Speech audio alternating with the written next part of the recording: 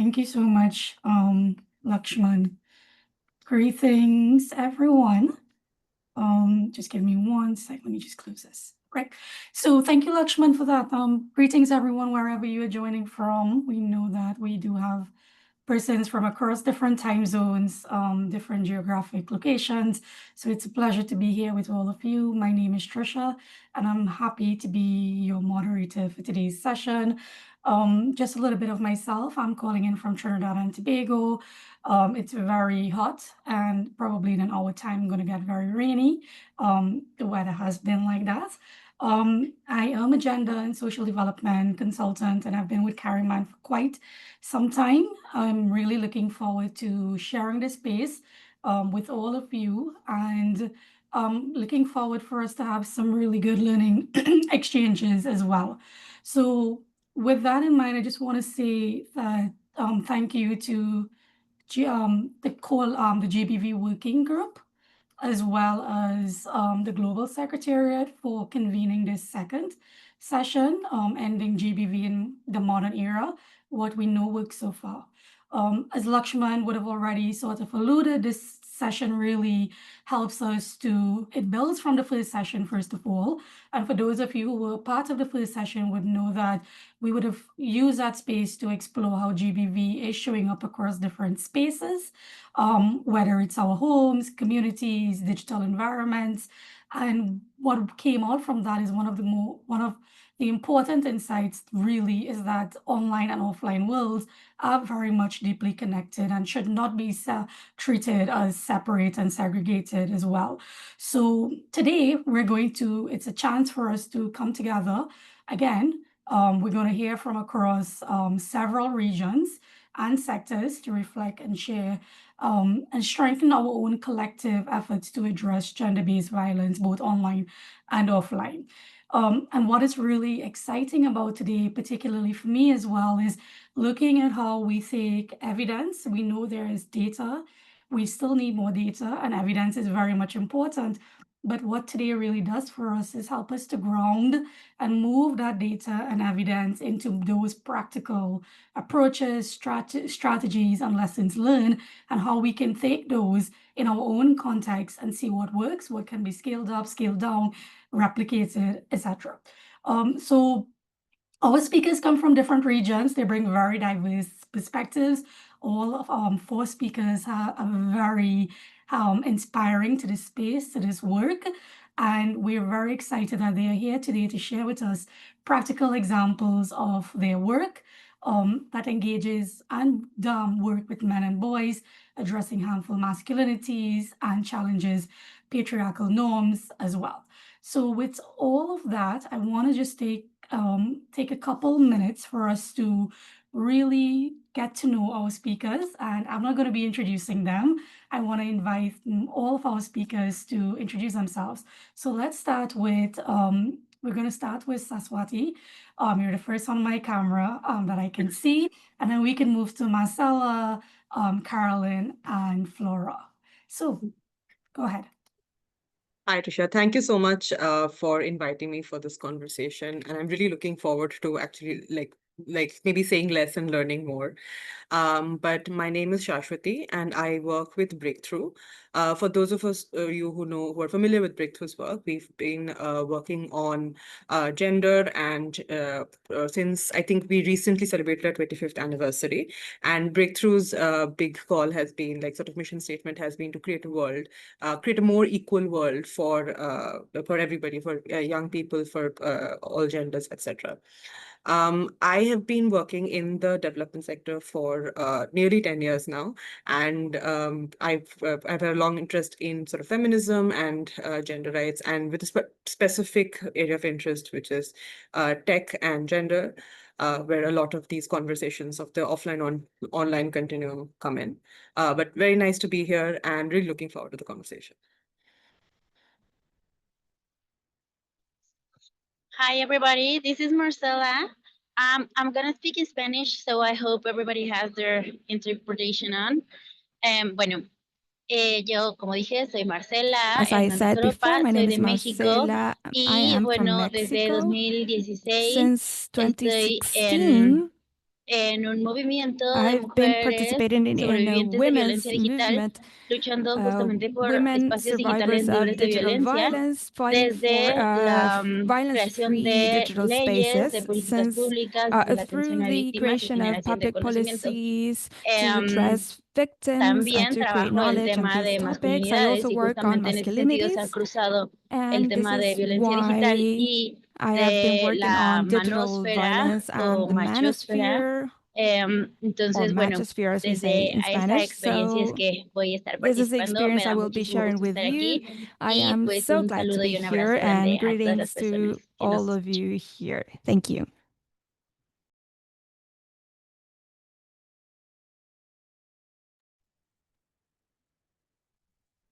I can jump in, I suppose. Hello, everybody. My name is Caroline Hayes. I, she, her pronouns. I work for Equimundo Center for Masculinities and Social Justice. For those who might not be familiar, we're an NGO based in Washington, D.C., but we work all over the world, and we specifically work with men and boys across their life course in order to bring them into movements and into spaces for gender equality. And so in that work, we really seek to promote care for and by men and boys. And so we specifically do this work through our efforts in healthy boyhood. So making sure that boys are raised in environments and in systems that really promote healthy and caring behaviors of boys. We work on social connection, which is the primary focus of a lot of my work in digital spaces. Making sure that boys and young men have access to healthy social connections and skills that enable them to be caring human beings.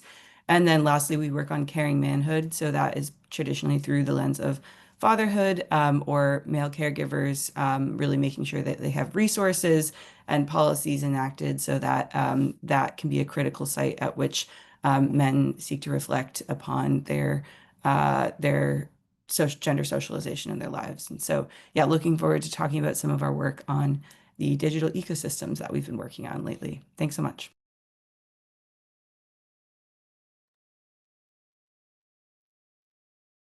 Hello everyone. My name is Flora Ofitinema. I work for an organization called RAMREC, Rwanda Men's Resource Center. It's an organization that promotes gender equality and prevent GBV, mainly focusing on engaging men and boys in the journey. I've been working with the organization since 2021. Lately we have started working on the topic, the TFGBV, technology facilitated gender-based violence.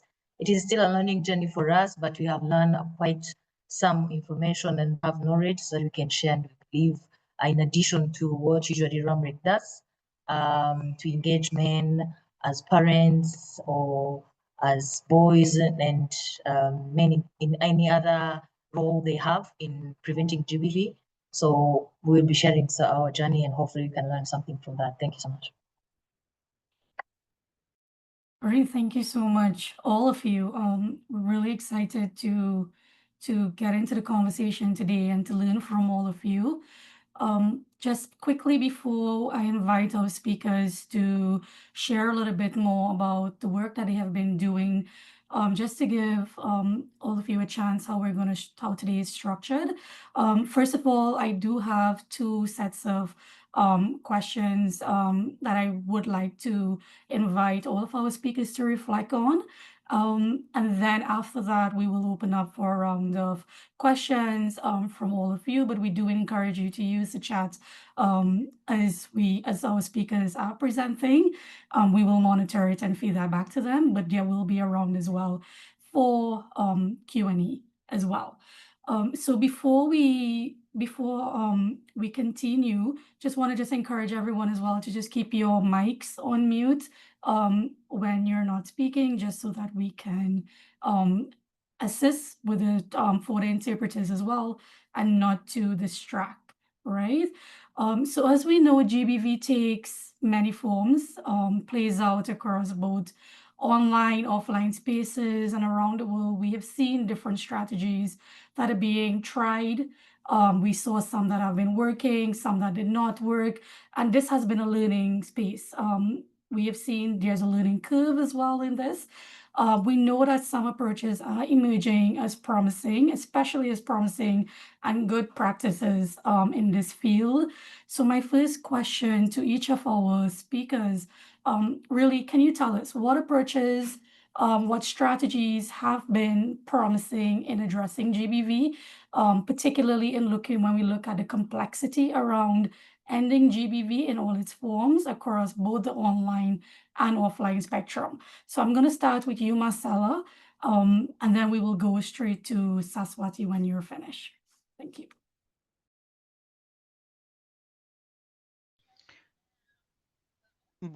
Okay, thank you.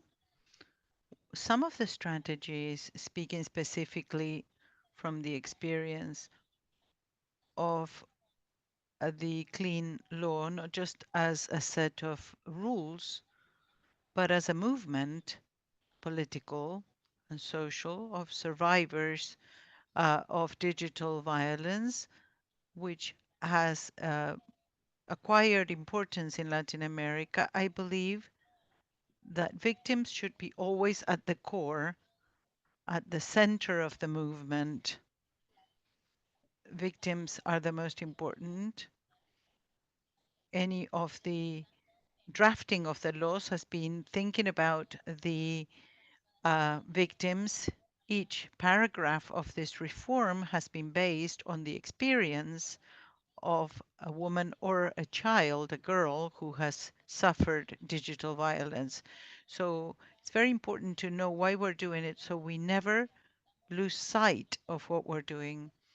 Of course, we speak to the higher powers in international forums or in regional forums, but always the field work is vital.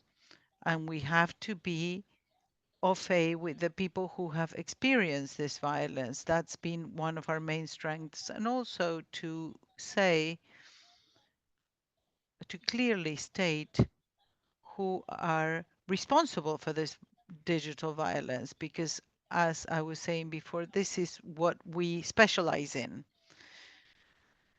So we have discovered that in over 80% of the time, people who attack on the digital sphere are men, are male. This is a true statistic. It is on the MenEngage page as well. But the digital platforms are also responsible, or even the states, or when they don't have mechanisms of access to justice that are sufficient. But when it comes to digital violence, the platforms and the tech companies have a very important role to play, because in the end, they profit from the traffic generated by digital violence. So we must be very clear on our goal. Our goal is not just to change laws or to give trainings, but really to think of a true transformation in awareness and to focus on the challenges as well as relish the achievements. And our movement, in our movement, it's been fantastic, the fact that we are all friends. So we put forth our agreements more than our disagreements. We want to change the world, and differences sometimes weigh heavily. But what unites us is what's at the core of our organization. That's part of our strength. Thank you. Thank you. Well, thank you so much, Marcella, for sharing. Saswati?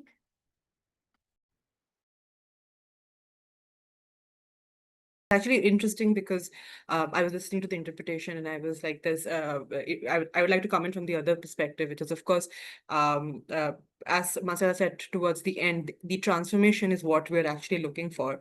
And at Breakthrough, I think that's something that we've also crucially like worked on over the years. So there is, of course, the Marcella's completely right. For example, in cases of gender-based violence, there are survivors at the center, and the whatever change or progress that we're looking for in terms of ending gender-based violence must look at the survivor at the center. But at Breakthrough, one of the things that we've recognized is that one of our sort of mission statements for a while was to create a world where gender-based violence or discrimination is unacceptable. And over like 25 years of working, we've had a long journey where we've worked on intimate partner violence, and we've worked on gender-based violence directly, and we worked with mainstream media, etc. But we've recognized that there is a need to address the problem at the core of it, and the problem that we're looking at is gender norms, and which is regressive gender norms, which makes it acceptable for gender-based violence to be normal, like in India and like across the world. It's not like a South Asia country problem.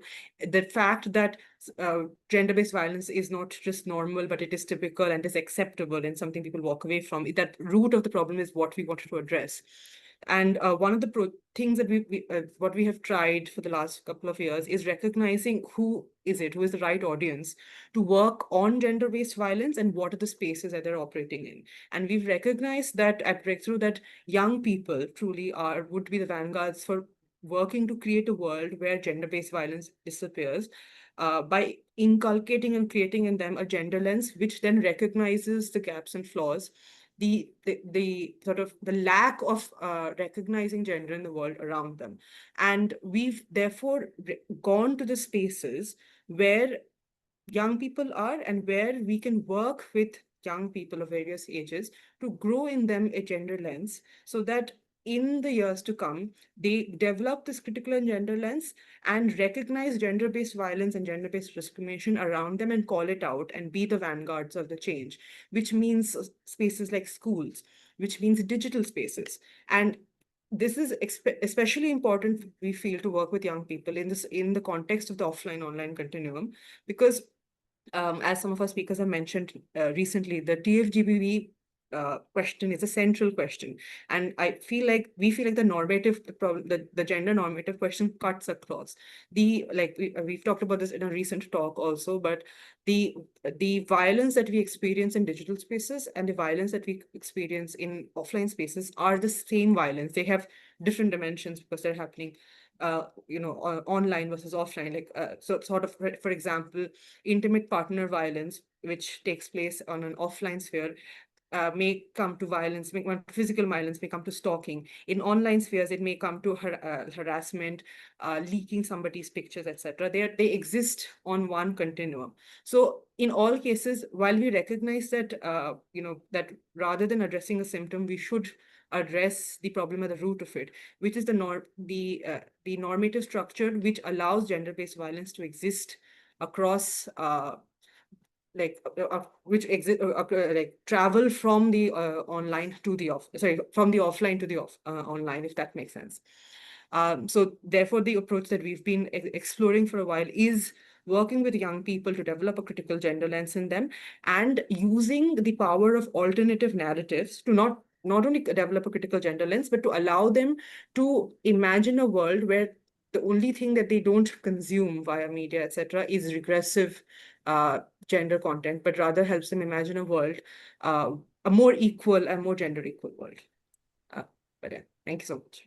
No, thank you so much, Saswati. Before we invite Carolyn and Flora to come on, I just want to what I've heard from both of you that I think is really important in this conversation as a key strategy is ensuring that this work is survivor centered. So whatever strategies are developed, whether it's legal within the law, whether it's policies, working with key stakeholders, we must always remember that survivors and victims are at the center, and that should also be one of the driving factors in developing strategies as well.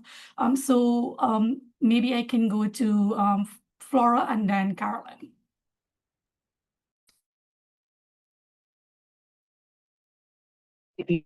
So for ourselves, we've been trying since since 2012, 2013, we've been trying to address GBV, because for RAMREC, we don't do response. We focus mainly on the prevention, and the main approaches that we've been using. We usually use the gender transformative approach, and our approach makes sure that we tackles the root cause, we tackles the harmful social norms that we tackles the harmful social norms that's usually the discussion when we are talking with families that we work with, because we have different programs where we work with families that are living with GBV. So we make sure that everything we do pushes them or allows them to start thinking about the way the harmful social norms and gender norms are affecting their lives, the decision they make, how they raise their kids, and the choice of work they do, and how they can be the root or the reason why of the reason behind the gender-based violence. It also goes together with the misuse of power. That those are the two things that we usually start with the different discussion we have within different programs we have. So we make sure it's a gender transformative approach, and it helps them identify the root cause and address it within their day-to-day life. So one of the things that we make sure we do, because different discussion, I will come back to the online aspect. Here I'm talking in general, which we use both in online and offline. We also use the meiotic method, where we make sure we do not tell them this is the right thing to do, but we use the story and their day-to-day experience, and we help them. We kind of encourage for our critical analysis of their existing norms, and we try to show, or we try to guide them to get to the level of what are the benefits of me and my family and even the community I live in if I keep behaving in this way, and then what are the losses.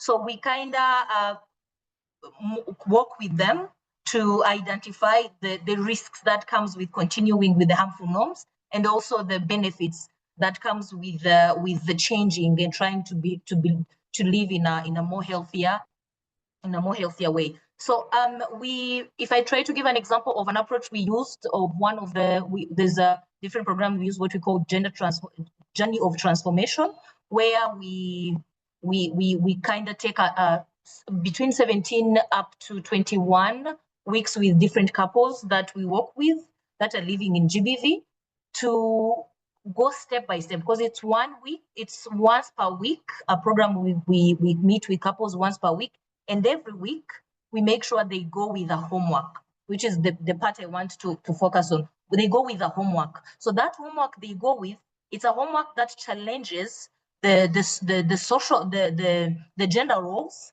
but also the gender norms that they have adopted all along the way, their lives. And then every single day they come to the second session, they have to report, they have to share the experience. How was it?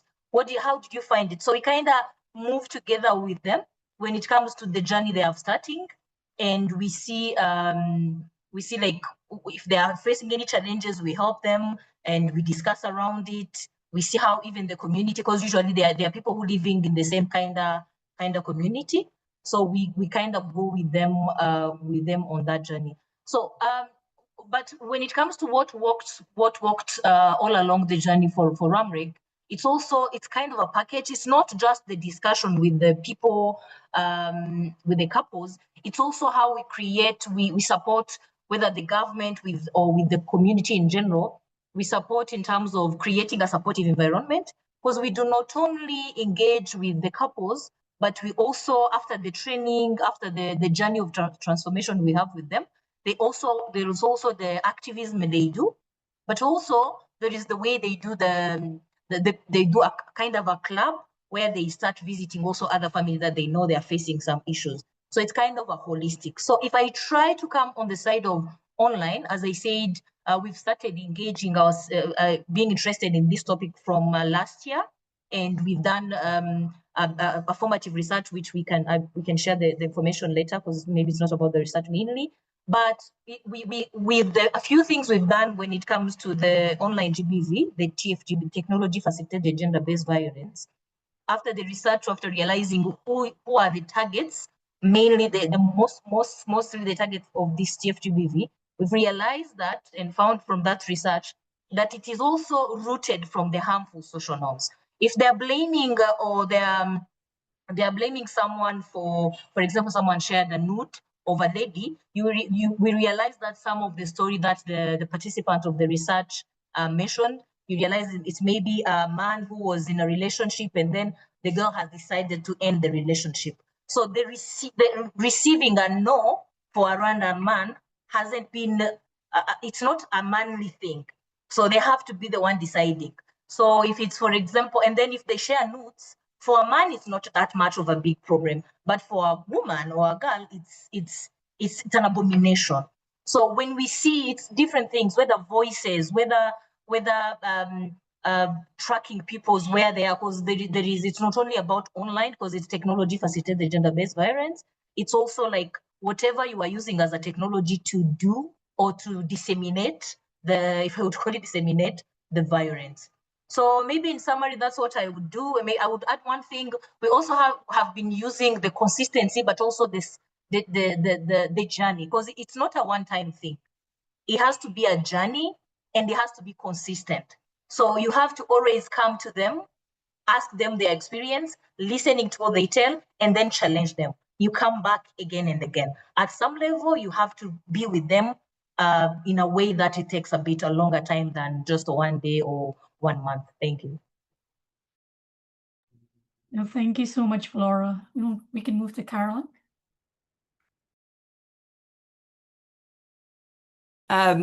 Yeah, so I guess I'll talk a little bit about how Equimundo's approach to preventing GBV has worked in the offline continuum a little bit, and then talk more about how we've been thinking about how we translate that into some digital spaces and what are the lessons learned there. And so, yeah, I think first of all, we just have to start by recognizing the complexity of translating some of this work into the online space. It's often not one problem that we're trying to solve. It's many, and most of the promising approaches that we've seen so far have been very layered and responsive to the context at which we're operating. So first, just to start out kind of from a 30,000-foot view, offline, what we've seen in progress when interventions do disrupt the cycle of violence, they work well when we look at how gender-based violence is specifically an intergenerational issue. And so a lot of the predictive factors of whether GBV is going to happen really look at how children are exposed to violence in the home. So a lot of the prevention programs that we do are paired with sort of intergenerational approaches, working with parents and children at the same time in order to understand how we can disrupt those cycles of violence. We also find that pairing a lot of our prevention programs with mental health support and practical help-seeking interventions have been really successful. And another factor has been timing. So programs that engage people during key life transitions, such as the beginning of a relationship or pregnancy, can really shift the trajectories before harmful patterns take root. And then at a broader level, norm change efforts, whether at a micro or macro level, can be really effective and help redefine what's acceptable, as my colleagues were talking about earlier. And then crucially, I think what we've learned is how to move beyond small pilots in sort of local communities and then adapt them through scaling up via national level policies to make successful approaches sustainable at a systems level. And so those are kind of the major learnings that we've had as an organization of how to really adapt programs that work with men and boys across the world. But right now, what we're working on, and primarily what my time is being focused on, is adapting those what works practices to digital spaces. And so what we found is that the challenge is really quite different.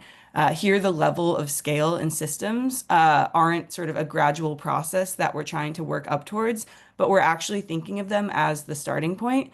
And so in a lot of our work in online spaces, we've adopted 3 key guiding principles to how we're experimenting here. So The first is to go where culture is being made. So partnering with emerging platforms and digital communities, investing in relationships of digital community leaders that build mutual value for the digital leaders and our organization in order to create lasting change.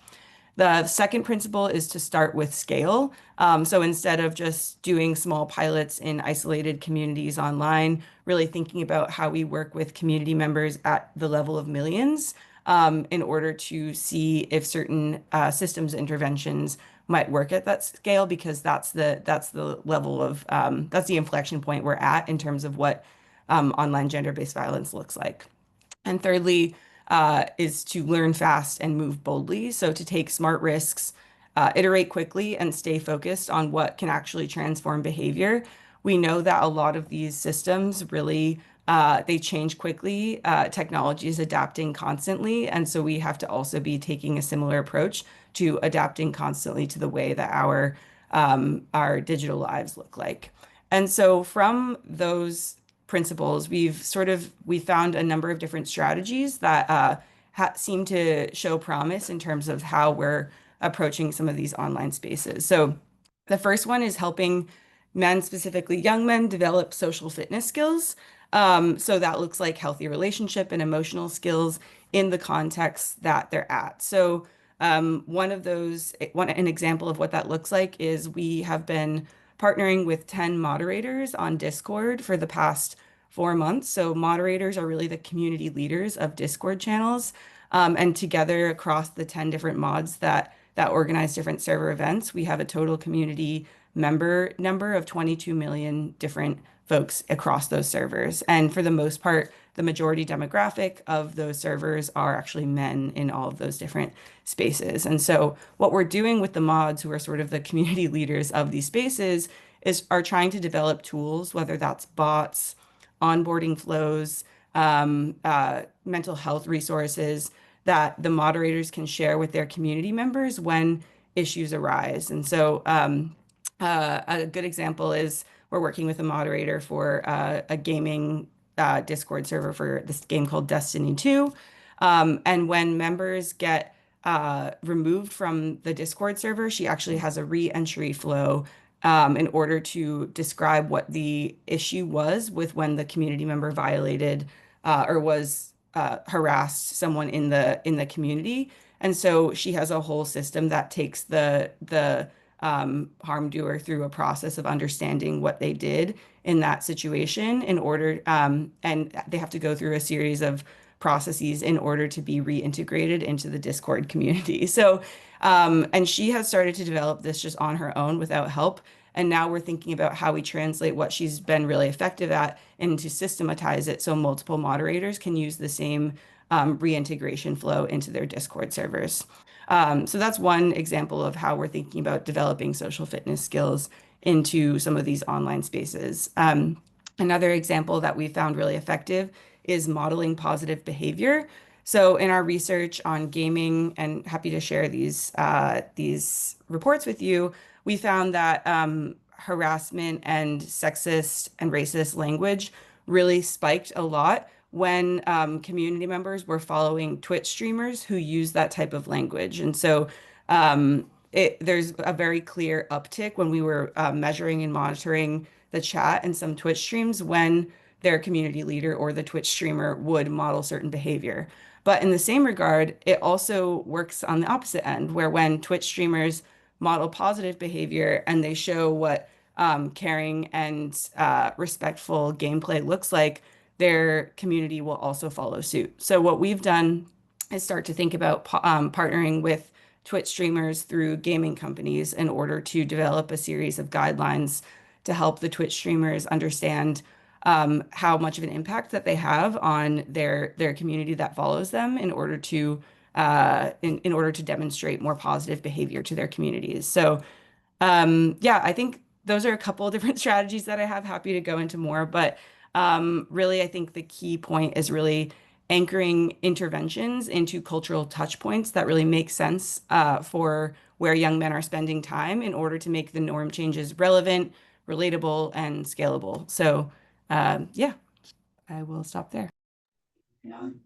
No, thank you so much, Carolyn. I think you already started to take us into a dialogue this morning, moving into our next rounds of questions. But I just wanted to highlight something that Flora, you mentioned, that is really critical in this space, and I think really sets the tone for us moving into the second round of dialogue. It's really about consistency, and I think that has been a thread I'm hearing from you, Carolyn, and I also from Saswati as well, that there's this need for consistency and taking the process and understanding the process does not happen overnight. So we're looking at what works, what does not work, and now I want to go to our next question. So based on all of these experiences that you've shared and all of the incredible work that all of you have been doing across your organizations, could you really, and you started to elaborate on some of these already, but if you can just kind of really hone in on some of those key lessons,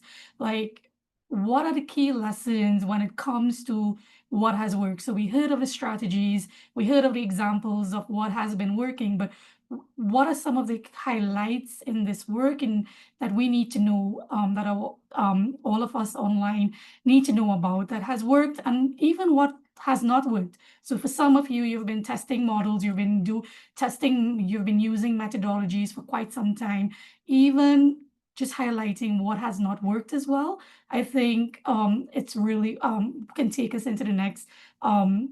We have about 20 minutes or so to get through that. And I want to start with Saswati, but while Saswati comes on, just to encourage all of you online to use the chat to drop any reflections, any questions, if anything has been resonating with you as well, so that we can have that interactive conversation following this segment. Saswati, over to you. Thank you so much. And I just wanted to say it was really great hearing from Caroline, especially because a lot of the work is also familiar to us. So that was actually wonderful to hear. In terms of some of the lessons and things that we've learned over the last, few years, we've been trying out, as I said before, that we're sort of working on gender norms and speaking to young people in terms of tackling TFGPV. And we've learned a couple of things in this process of doing so over the years. And a lot of it has to do with two things that I think I can focus on. And one of them is the question of access. And the second is the question of cultural context. So this applies these are lessons that we also learned while working in offline communities, and they have actually we've learned different dimensions of it when we started working on starting with offline online violence and then shifting to TFGPV. So to begin with, I'll talk about the question of access. So for example, we've been trying out this recent project where we are sort of trying to see if we can shift gender attitudes towards it and create more progressive gender attitudes. By working in certain communities, but with also by creating concurrently, parallelly creating gender positive content and sharing it through very popular platforms like Instagram. And we have, in doing so and in trying to recognize trying to communicate with communities that we're working with, we've recognized a number of interesting challenges, which has made us adapt how we do our work. And one of them is the question of access. Now, in there's been recent reports, etc., which talks about that in countries like India, while internet penetration and device ownership is rapidly rising, India is one of those countries where the recent mobile phone ownership report shows it has rapidly rising mobile phone ownership even in peri-urban and rural areas. It's still not like I say, it's not 100%, it's not even close to 100%. And we recognize that when we are delivering and we're talking about popular culture and we're delivering messages about gender and gender-based violence, reaching women and girls, especially as a target, speaking to women and girls through digital access points has been a challenge because the ownership is low, and there is in many households which have like one mobile phone or two mobile phones. Most women have like shared access. Shared access also means that it's not their mobile phone. It might be a family member's mobile phone. Most of the time, that means that the phone that they're looking at content through is heavily surveilled. It in itself also a form of violence, which means that they're not able to effectively sort of communicate with the content, speak to us openly, etc. And so we've tried various methodologies, try to understand how we can get content to them, how we can understand their own understanding of the offline-online continuum and gender-based violence. But interestingly, in doing so, we've also seen the other end of it, which is that some of our projects that we've been trying out have not panned out that well in terms of reaching to women and girls, but they have panned out in terms of, say, reaching men and boys. So while women and girls may not have very easy access to, say, digital devices, which means that certain methods like using WhatsApp chatbots, etc., which we thought is a great way of like, you put a question into a chatbot and you have a video that you've made on, say, gender-based violence, and then you share it on a chatbot, and you ask them, hey, did you see this? What did you think? Say yes or no, share your thoughts. And of course, for women and girls, it's more difficult because there's a language barrier, there's a general digital barrier. But because men and boys, in many cases, they usually are the people with access to the phones, they have high ownership, and they have the more or less, they have the literacy to directly understand what is happening and to have the communication. And we are more and more starting to recognize that men and boys are more digital ready, they are willing to have these conversations, and perhaps they could be the target audience for taking some of these conversations forward. So that has been an interesting learning that we've been seeing. Another thing that we've also seen in terms of the talking about digital spaces and otherwise is that cultural context matters quite a bit, which I've touched on previously. Breakthrough's been using pop culture for a very long time to go to and talk about the issues that people care about in the language that they care about. And we work in about 7 to 8 states in India, and we recognize that we needed to have people or conversations going in not just the languages, that because India has many diverse languages, but in the cultural context that people there, young people there, understand gender-based violence in. And so in doing so, we recognize that we need to that we do need to go to the spaces that people are at, but we also need to expand our networks, because we've recognized over time the power of the algorithm that we are working with, which is that, of course, we may put really gender progressive content and really amazing content on our breakthroughs Instagram, breakthroughs networks, but we will only go so far. And we've been like, we need to expand how we're talking to it. And it's not a question of us getting so many more followers or so many, or just getting that much bigger or so many more views, because no matter what, we're not going to necessarily become the space, which we're not going to be, suppose, like a Netflix, or we're not going to be like one of the major entertainment spaces of that kind, which will make people come here. People rarely come looking at us for content. What people are likely to do is that they may go to somebody that they trust, an influencer or a local influencer, a YouTuber of a certain kind. And we've discovered that there are many, many YouTubers whom perhaps on a national or international scale we've never heard of. But if you look at their followers, etc., their followers in the millions. And because they are deeply popular in like small towns, in slightly smaller cities, but with many, many young people. And they have they carry value points which are of essence to the people who live there, and their lives resonate with the people who live there. And we are looking at sort of expanding these relationships, collaborating with people outside our networks and see that if can we seed conversations about gender-based violence through influences at all sphere, and see if people across the young people across different cultural contexts may accept these conversations. And that's something that we've seen that has worked over the last couple of years.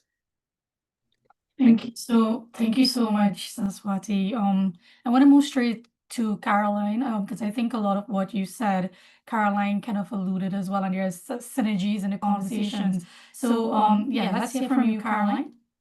Yeah, sure. Yeah, Saraswati, I loved what you said about how you're looking at young people's phones, and there are all these YouTubers and influencers, and you're like, how have I never heard of these people before? But they have tens of millions of followers, and they might be like the most important person in a young person's life, and you just don't know about it because of the sort of generational gap between and the way that our feeds are personalized to us, and we have a totally different conception of like who's important and why than other folks. So I love that example, and that'll kind of feed me into what I wanted to talk about as far as just a more simple example to bring some of the work that we've been doing to maybe a more traditional program that many folks might resonate with. And so we've been working with teachers across the US on how to adapt lesson plans that look at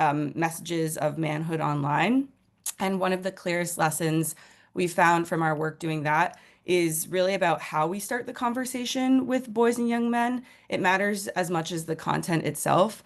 And so I mean, a lot of folks on this call will probably have heard of the name Andrew Tate. He's sort of like the one that constantly gets brought up as the paragon of some of the harmful masculinity and gender-based violence content that a lot of young men are familiar with. And I have reservations about, platforming or profiling other influencers that we follow who a lot of young men are also following, because then we don't want to just add fuel to the fire and make them even more public and known of. But I think what has worked well in sort of the classroom context is thinking about some of the broader topics that young men and boys are gravitating towards in our research on sort of the how we define the manosphere or what it really means. We found that a lot of young men are looking for information on four different topics, really specifically. So, dating and romantic advice, the gym and physical activity or working out, mental health and self-improvement, and financial advice and like wealth building. So those were sort of innocuous questions like how to get a date, how to get a good workout in, that then many young men were being fed content that had a lot of actual harmful underpinnings about gender and relationships beneath sort of the weightlifting regimen that the influencer was doing. So one of the ways that we've been able to really tackle this well is an example I'll give is we worked with a teacher to adapt her lesson plan to talk about this influencer called the Liver King. I'm not sure if some of you are familiar with who he is, but he's sort of a weightlifter who insists that his physique is natural, and he really promotes sort of ancestral habits. So he eats all raw meat.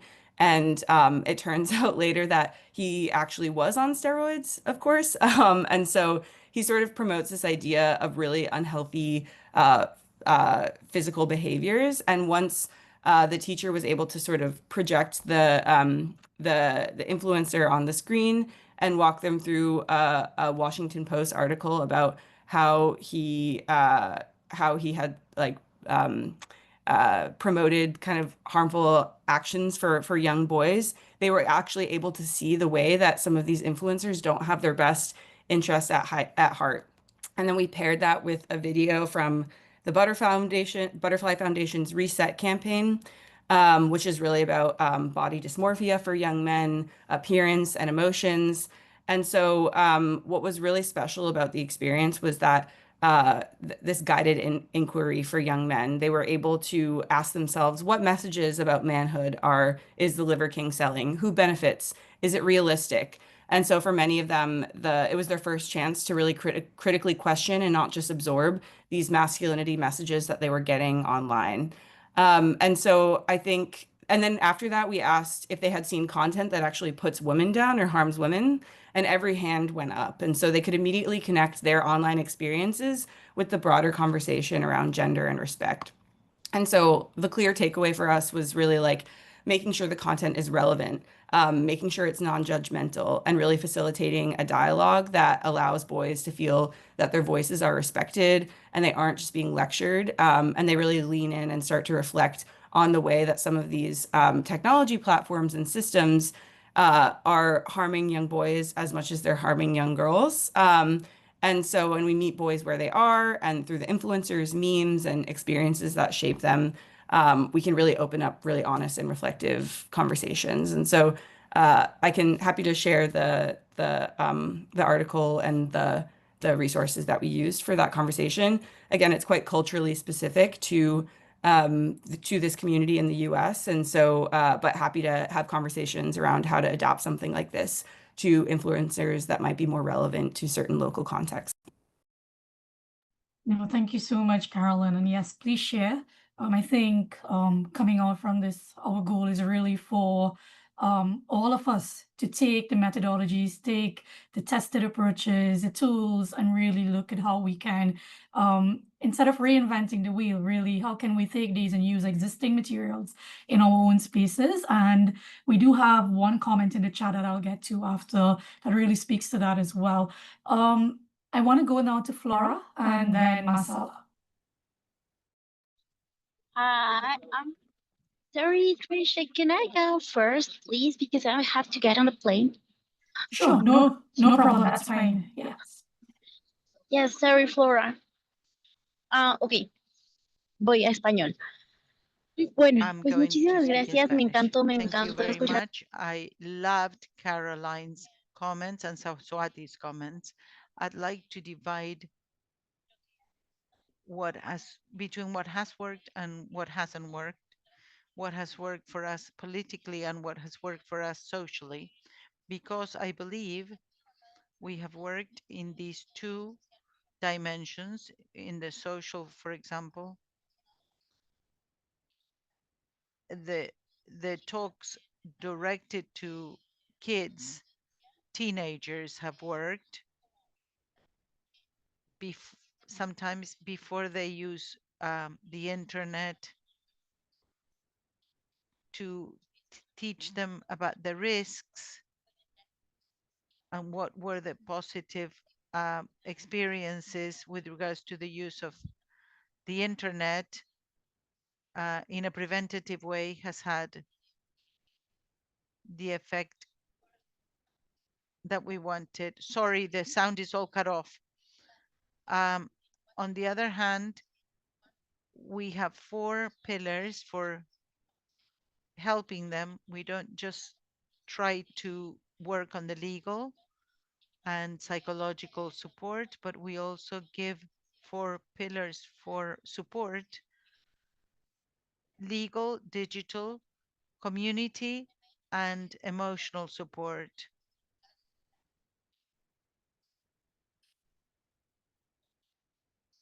I'm sorry, the sound is cutting off all the time. This to try and minimize guilt feelings when you are a victim of digital violence. And when it comes to the legal, what legal resources we have to solve the situation if there was a crime.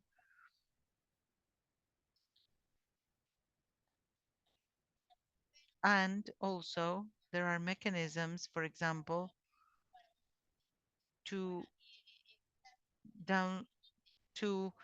avoid content from being made viral, or to make requests of the platforms to denounce inappropriate content and to get it off the internet. If there was an identity theft, what steps to follow. If there is some extortion or some threat, what you can do in digital terms, what resources you have at your disposal, what pages and what apps you can use to minimize risk of a digital attack. And when it comes to community support, is to build communities that can reject violence.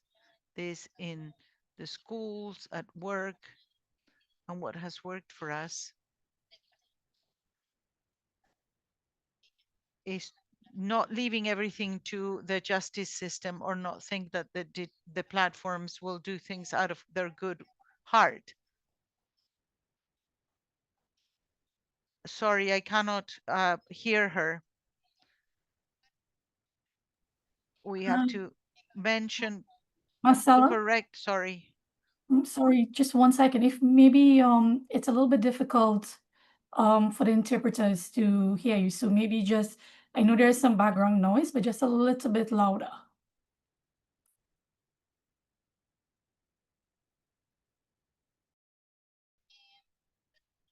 as I was mentioned, digital violence is part of the continuum of violence, and therefore it would be crucial for us to really think of the digital sphere and not differentiate it from the real world. What is digital is just another environment where we live, just like in school, in the family, at work, or out in the streets. The digital world is where we have relationships, private, professional, and in that sense, we have to regulate it because right now it is used as a public space, but it is actually a space that depends on a private initiative of the tech industry and the platforms. So for us, in our experience, the concept of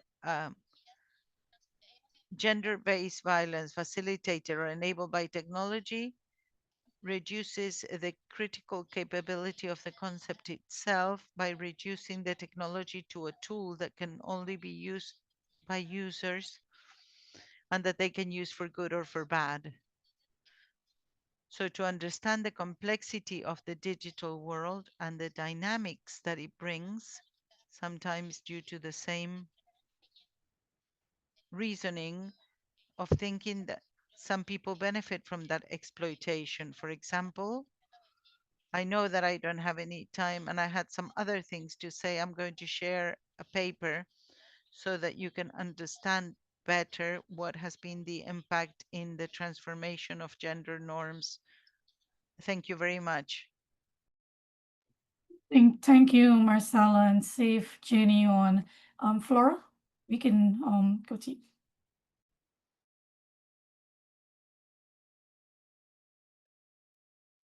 Thank you. For looking at our experience, for now, I'm going to maybe focus on the side of online GBV. So for us, as I mentioned, the research we did on TFGBV in Rwanda.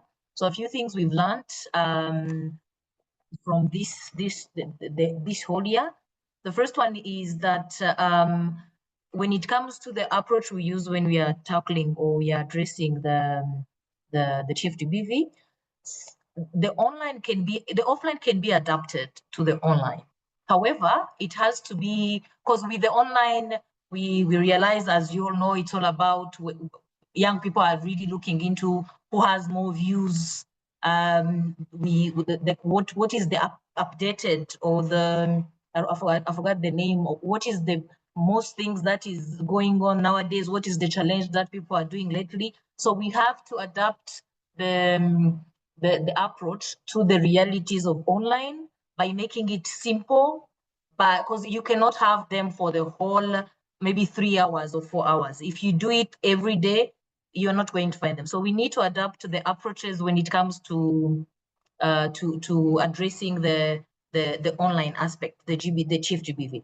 So the second one is we realized that there is a lack of information to the point when we discussed with some of the victims during the research, you would realize someone can be a victim now, and tomorrow she or he's becoming the perpetrator because of the lack of information. So it is still kind of critical because we have to provide information so people know what they're doing and what comes with it. So that's something that we've been trying, because we did, as I mentioned, we did a campaign where we wanted to share the information about what is GBV.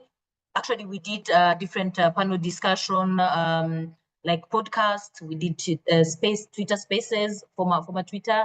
We did the online content sharing, like this is the GBV, this is the TFGBV, this is it, and this is not. This is consent, this is not consent. This is online harassment. This is, we try to share the information. So at least if someone is doing something, they are aware, I am doing something that is against the law or I shouldn't do. So that's also one thing we realized. We also, with the campaign we did, we also focused, which was, if you ask me, I realized that it was really interesting because we engaged some of the influencers, social media influencers. We've been engaging them since 2020, actually since 2022. without, of course, having that name of TFGBV, because we didn't know by that time really that much. So we engage them because we've been seeing them, they are harassing someone online. And when you talk to them, they don't understand that they did something wrong. So we've been engaging them from that time up to now. And we realize there's an experience where we have one influencer who used to share like really bully people, mainly women, as long as you talk about addressing the gender inequalities, addressing the violence that is happening online. We had a male influencer. One day he kind of shared a post where he was like, "This is what I used to post." It was another influencer who was bullying someone, and then he shared it on a group as was like, "This is what I used to share." It was like, I shared something like this in the past. So for me, it was something that realized that the work we've been doing was step by step engaging influencers. So the next time they know how to, when someone is sharing a victim's photo, where maybe they're nude, maybe they're harassing them online, they know you cannot use that photo again. They know if you want to support, you will not share any details. So that has been very, very interesting and very resourceful, because we are even able to work with them going forward within other projects and other programs to help us at least engage their online, because they have a lot of followers. The other thing is we did a campaign we call under the campaign that we were doing under a global program we had that was called Men Enough. Ours were called in Kinyarwanda Viteblo. It's a hey brother. So we wanted men to be able to speak out, but also realize it's okay to be emotional. Having money is not the value, is not the actual value of a man. So, and then one of the key aspects we've learned, because that campaign was also happening online, we've also learned from the men, mainly they want a safe space.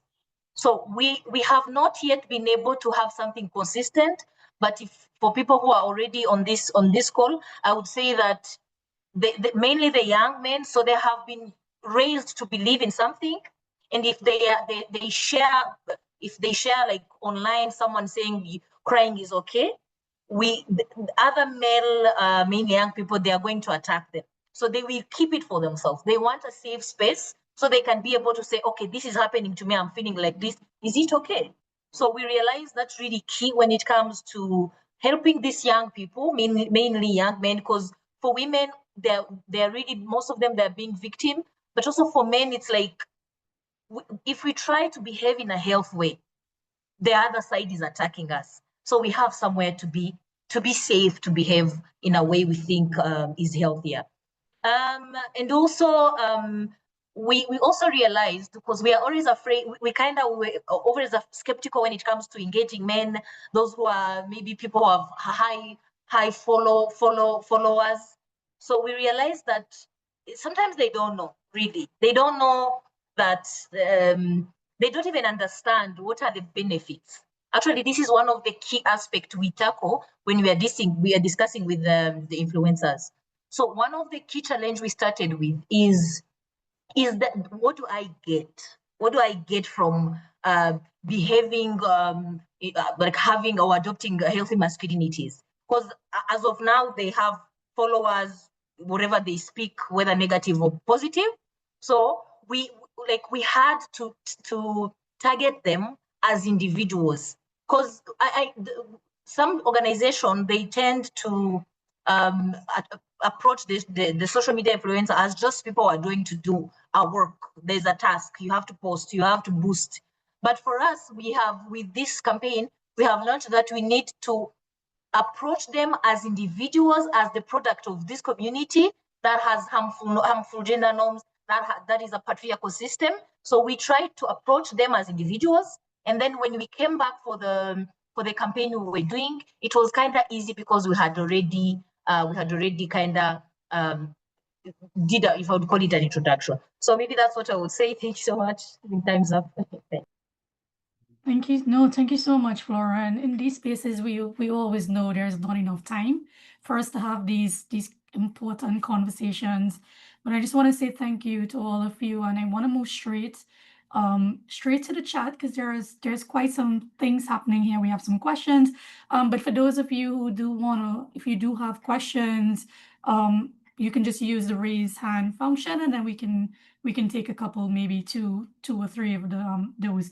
But there's a question in the chat from Alex Vandy that I think it's really important as we try to make the connections. And Alex is saying, thanks to all presenters from the strategies discussed, which approach do you think is most effective and why? So I'm gonna go to I know Saswati, you need to leave very shortly, so I'm gonna ask you if you want to take this one very briefly, and then Alan, you had a very interesting question, and I would invite you as well if you can unmute when Saswati is finished to just ask your question, and we can open up to our presenters to answer. I was wondering if I could take Alan's question because I'd looked at it for a while and I had some thoughts. Because I thought this is like an absolutely about how about sort of looking at the many aspects of, say, like authoritarianism with and how whether we can address that with GBV. And I absolutely agree in the sense that I think that's why the approach that I think all the approaches that we've discussed here are sort of clubbing two of the questions together. And I think all the approaches that we've discussed here have merit. I think I've taken a few notes, and I think it's been wonderful learning. I think I think as I talked about cultural context, they can be used in different contexts and depending on the requirements of the communities that we're working in. But I do think the question about racist narratives or authoritarian narratives, etc., are sort of intermingled, which is why at Breakthrough we prefer our narrative, our approach of choice is the normative thing, because of course we've said gender norms, but norms across the board. So and at the heart of working on these gender norms is also the question of intersectionality, because it's when I said cultural context, it's also like when we're working with the community, and many of the communities that we work in, for example, like you've raised the question of racism, but in India, caste is a huge part of what we're working with. And many of the vulnerable communities we work with are also non-dominant caste communities, and they face violence. Like the gender violence, for example, that they may face will 100% come sort of tied in with caste violence, will come tied with class violence, will come tied with regional violence or religion level violence. And all of these are sort of tied together. So when we talk about working on a normative front, we also work on building critical lens and literacy levels so that the young people that we're working with recognize the gaps in the system around them, because we have like community developers and other personnel who are embedded and had from within these communities, because the communities can recognize what their own gaps are, and we're only along with the right to help them develop the lens in recognizing the gap in, suppose, value systems around them. It, of course, because of systems and people around in South Asia, in India especially, it may be a little difficult to work directly on, say, certain right-wing authoritarian forces. But that is where I think the power of cultural narratives especially comes in, because a lot of the sort of how should I say this? Gender-based violence derives as an end result of narratives which are very common in mainstream narratives. So there have been quite a lot of movies and cinema, for example, in Bollywood, India's biggest culture machine, which have strongly pushed gender-based violence as an end goal, almost as a sort of reclamation of an idea of manhood. There was recently a movie which was like Animal, was a huge movie in India. And I would just say that you can go look up a trailer for Animal, and you will see that it is brimming to the absolute top with a certain kind of really like a masculinist identity, strongly patriarchal, regressive, GBV, like absolutely gender-based violence at the top of it, and equating it to like a sense of being a man. And this is, of course, a return of a regressive narrative that we hadn't seen for a long time. For a long time, Bollywood was actually pushing the idea of a certain kind of a lover. If you look at that, like Shah Rukh Khan movies or everything, there was a certain idea for a man that existed for a while, and that sort of discourse has now disappeared. So all of this is intertwined. So which is why for us, we feel that pop culture is one really like an important like narrative change, alternative narratives. Pop culture is a really important like a direction or a space for people to work in, because if you look at forget like India, of course, is very visible. If you look around the world, in terms of like pop culture narratives, things are changing, and how how masculinity is discussed in gaming, Karen talked about in gaming Discord servers, in gaming communities, how masculinity is talked about, how being a man is talked about, how violence is being talked about, how violence against women is being talked about, is ultimately tied in with all the like the other sections of an individual, of race, of class, of caste, etc. And I think that that's why for us we prefer to work at the norm, at the heart of it, to address all of them. So it was a little bit of a rambling answer, but I think I hope that addresses what you were looking at. No, thank you so much. And we just want to encourage, if anyone has any comments, any questions, and you can unmute, just raise your hands. But there is a question here. Oh, I just saw it. 1 second. Just going back to Alex Vandy's question, which I think is really important. So maybe Flora or Caroline, from any of those strategies that you've discussed, if you were to select which approach you think is most effective, any one of you can go.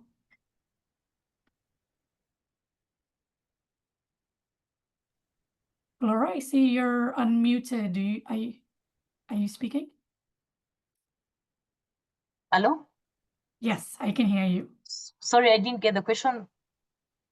Oh, so Alex is asking, from the strategies discussed, which approach do you think is most effective and why? Yeah.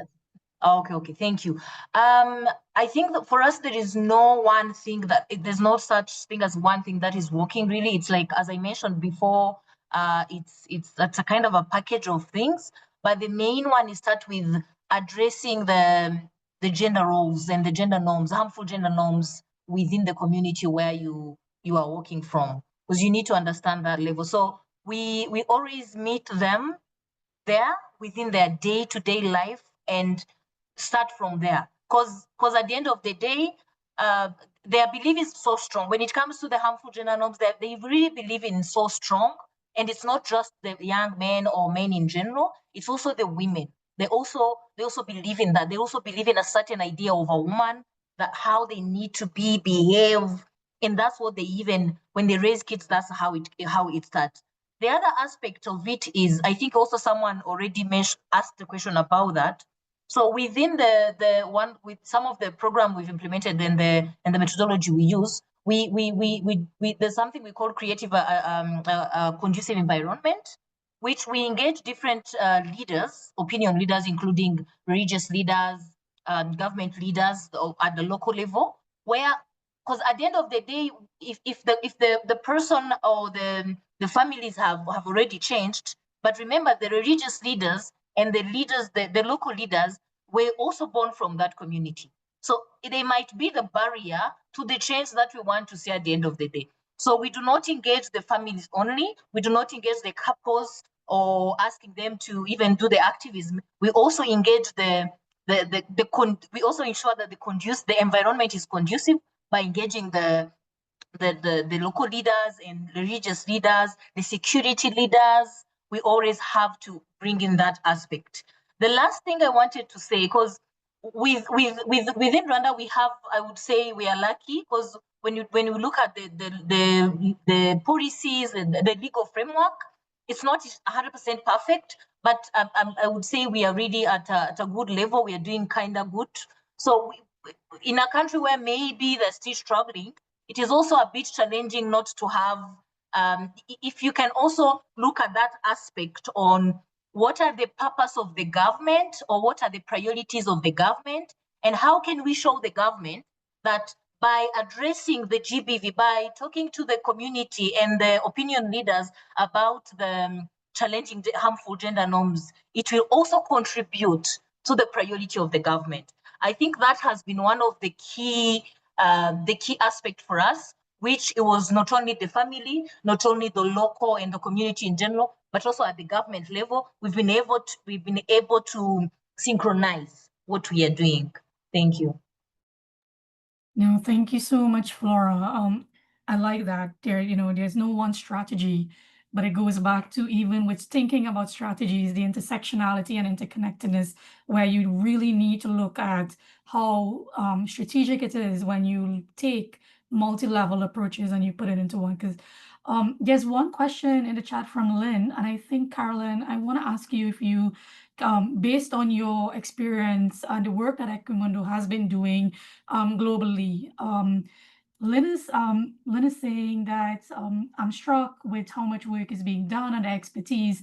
I'm wondering how best to learn from others and add to the evidence base effectively rather than reinventing the wheel. And I know, especially in Equimundo's case, you would have tried methodologies across different contexts, cultures, etc. So maybe if you can share some reflections.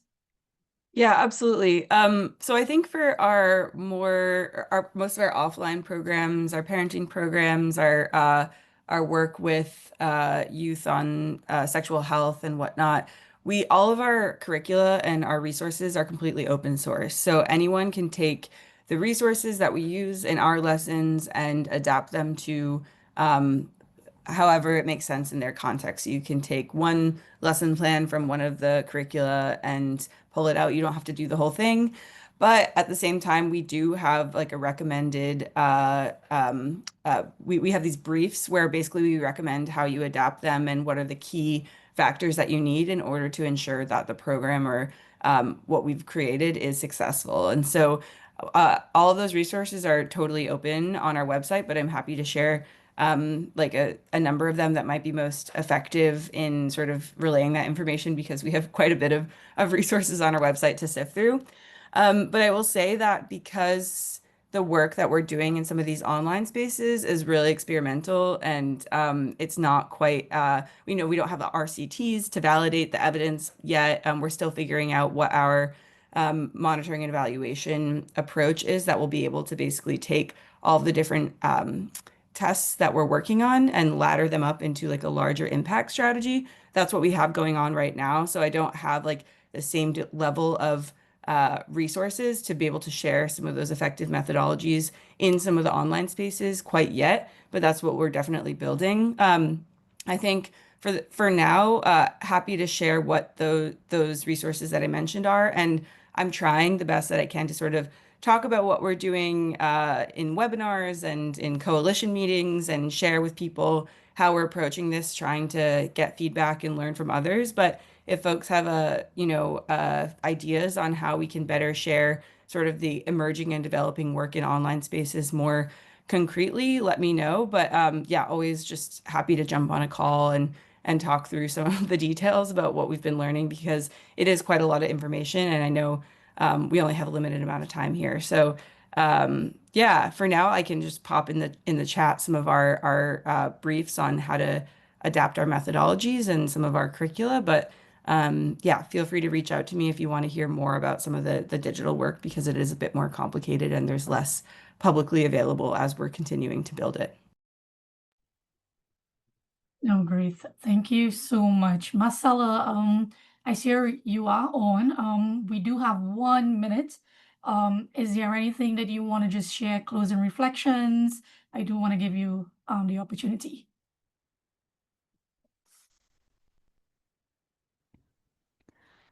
Yes, thank you, Tricia. I think all the comments made by the previous panelists were very valuable. I want to echo saying that there is no single strategy or methodology out there. I think what works is to move forward and to approach this from different perspectives. In our case, as I said before, we have continued to struggle for better legislation with a gender perspective, but also to address to support victims and to focus on perpetrators as well, because we cannot just focus or bring our attention to survivors only, but we should also focus on potential perpetrators or those who were perpetrators before us. Also, access to justice for victims is very important. I think this is multidimensional, as I said before, and I loved hearing all the voices. So thank you very much for having given us this opportunity to participate. Thank you. Thank you, Marcel, and thank you so much for joining as well. We know you're in transit. So as we close, really want to just take this time to sincerely thank all of our four speakers for really sharing with us all of your work. It's inspiring. All of you are inspiring, and yeah, the work continues. And I want to just take this time now to really to hand over to Yoni, who is going to take the next couple of minutes to close us off. Thank you. Yeah, thanks so much, Tricia. Thanks everyone for being here. Thank you so much to the speakers, Saswati, Marcella, Flora, Caroline. Honestly, I learned so much from what you've shared. I thought this was really very, very rich, and I feel a bit more hopeful after today that we actually do have some ideas on how to tackle these huge challenges that are in front of us. And so I really, we're talking gender-based violence, we're talking violence. These are very, very heavy topics, and I'm feeling it every day. But I'm really feeling grateful also to be part of this community and to be learning from you, and that we do have practices that we can experiment with, that we're creating these spaces where we can learn from each other. And so, yeah, I want to thank you for giving hope and inspiration. We will have a third session in this series on 15th of October at the same time. First session, we looked at how gender-based violence shows up in different spaces, understandings of what it means, definitions from the offline to the online spectrum. Today, we heard promising practices, practical examples of work. On the 15th, we really want to go in together with all of you on what can we do next? What can we do together? What are some of the key lessons learned, and strategize on ways forward? So we'll have some speakers as well, and then have some space for discussion. And of course, you will receive all an invite for this, and we'll also follow up with some sharing of information and resources after this session. Thank you so much, and hope to see all of you again soon. All the very best in your own work, and keep sharing information with each other, because together we are standing stronger. Thank you. Thanks, everyone. Thank you. Bye.